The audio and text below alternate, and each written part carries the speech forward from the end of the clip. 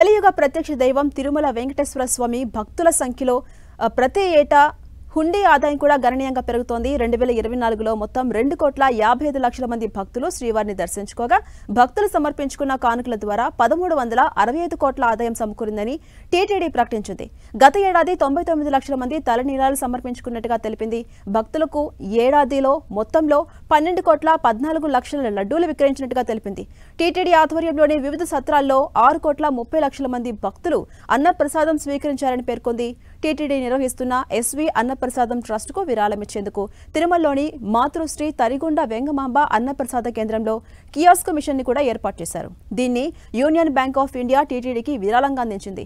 ఈ మిషన్ల ద్వారా భక్తులు ఎస్వి అన్నప్రసాదం ట్రస్ట్ కు తమకు తోచిన మొత్తాన్ని కియాస్క్ మిషన్ లోని క్యూఆర్ కోడ్ స్కాన్ చేసి యూపీఐ ద్వారా సులభతరంగా విరాళం ఇవ్వచ్చు.